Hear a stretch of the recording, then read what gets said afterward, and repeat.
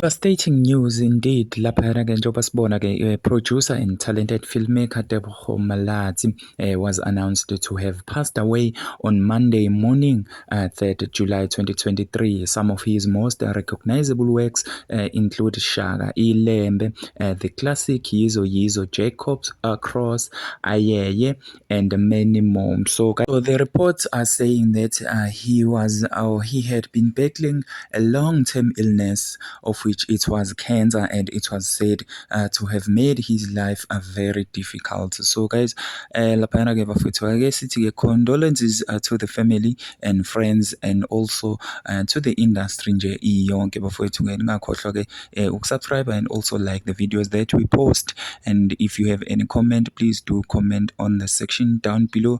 Don't forget bafethu uqhubeka nisupporte njalo yona ke i-channel. Thank you.